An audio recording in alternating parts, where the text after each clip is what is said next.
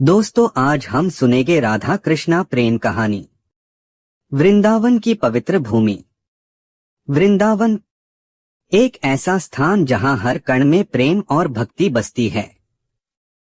यमुना नदी की लहरें मधुर स्वर में गुनगुनाती थीं, पेड़ों की शाखाएं हवा के साथ झूमती थीं और वातावरण में एक अद्भुत शांति थी। इसी पावन भूमि पर जन्म हुआ श्री कृष्ण का, जो अपनी बाल लीलाओं और मधुर मुस्कान से सभी का मन मोह लेते थे। गोकुल और वृंदावन की हर गली में कृष्ण की शरारतों की चर्चा होती थी। उधर बरसाना की धरती पर जन्मी राधा, जो सौंदर्य, शालीनता और भक्ति की मूर्ति थीं, उनके मन में बचपन से ही एक अनोखी शांति और प्रेम का भाव था, मानो वे किसी विशेष आत्मा की प्रतीक्षा कर रही हों। पहला मिलन। एक दिन वृंदावन के बगीचों में फूलों की खुशबू फैली हुई थी।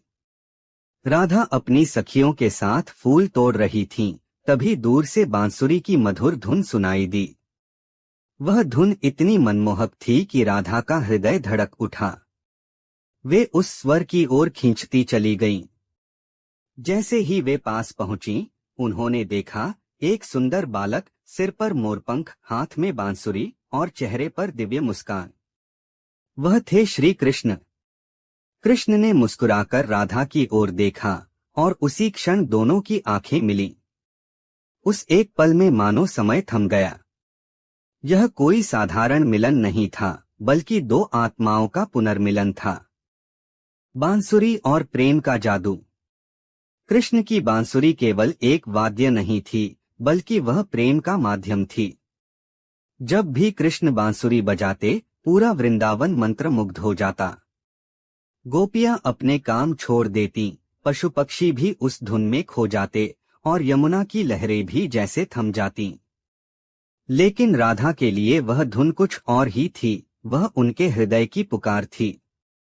राधा जहां भी होती, बांसुरी की धुन सुनते ही कृष्ण की ओर खिंची चली जाती। उनका प्रेम शब्दों से परे था, वह केवल अनुभूति थी। प्रेम का गहरा स्वरूप। राधा और कृष्ण का प्रेम सामान्य प्रेम नहीं था। यह आत्मा का प्रेम था, जहां कोई स्वार्थ नहीं था, कोई अपेक्षा नहीं थी। राधा के लिए कृष्ण ही सब कुछ थे, उनका जीवन, उनकी आत्मा, उनका अस्तित्व। और कृष्ण के लिए राधा उनका हृदय थी। कहा जाता है कि कृष्ण ने कभी राधा का नाम अपने होठों से नहीं लिया, क्योंकि वे उन्हें अपने हृदय में बसाए रखते थे। उनका प्रेम इतना गहरा था कि वे दो शरीर होकर भी एक आत्मा थे। रासलीला, प्रेम का उत्सव। वृंदावन की रातें जब चांदनी से जगमगाती थीं, तब कृष्ण अपनी बांसुरी बजाते और रासलीला का आयोजन होता। गोपियां उस धुन को सुनकर वहां पहुंच जातीं और फिर शुरू होता प्रेम और आनंद का अद्भुत नृत्य। कृष्ण हर गोपी के साथ नृत्य करते, लेकिन राधा का स्थान सबसे विशेष था। कृष्ण हर जगह होते हुए भी उनका मन केवल राधा में ही रमा रहता था।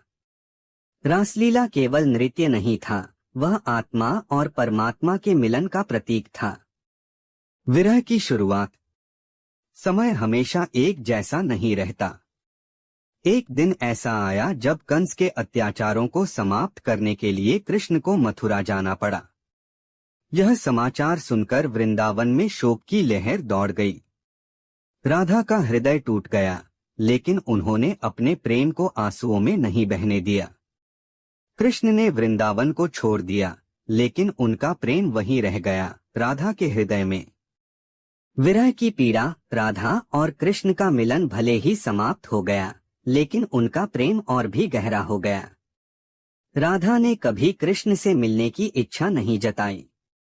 उन्होंने अपने प्रेम को त्याग और समर्पण में बदल दिया। विरह में भी राधा को कृष्ण का अनुभव होता था। उनके लिए कृष्ण कहीं बाहर नहीं थे, बल्कि उनके भीतर ही बसते थे। यह विरह ही उनके प्रेम की सबसे बड़ी शक्ति बन गया। प्रेम का सर्वोच्च रूप। राधा कृष्ण का प्रेम हमें यह सिखाता है कि सच्चा प्रेम पाने में नहीं, बल्कि देने में होता है। उनका प्रेम यह दर्शाता है कि जब प्रेम में स्वार्थ नहीं होता, तो वह भक्ति बन जाता है। राधा ने अपने प्रेम को भक्ति में बदल दिया और कृष्ण ने उस भक्ति को स्वीकार किया। इसलिए राधा कृष्ण का नाम हमेशा साथ लिया जाता है, क्योंकि वे अलग होकर भी एक हैं। आज भी जीवित है यह प्रेम। आज भी जब कोई राधे राधे कहता है तो उसके साथ ही जय श्री कृष्ण भी जुड़ जाता है। वृंदावन की गलियों में आज भी वह प्रेम महसूस किया जा सकता है। मंदिरों में, भजनों में और भक्तों के दिलों में राधा कृष्ण का प्रेम हमेशा जीवित है। उनकी कथा केवल एक प्रेम कहानी नहीं, बल्कि जीवन का मार्गदर्शन है। राधा कृष्ण का प्रेम हमें सिखाता है कि प्रेम में अधिकार नहीं, समर्पण होता है। प्रेम शरीर से नहीं, आत्मा से होता है। सच्चा प्रेम कभी समाप्त नहीं होता। राधा और कृष्ण का मिलन भले ही इस संसार में पूरा नहीं हुआ, लेकिन उनकी आत्माएं हमेशा के लिए एक हो गईं। यही कारण है कि यह प्रेम कहानी आज भी सबसे महान मानी जाती है।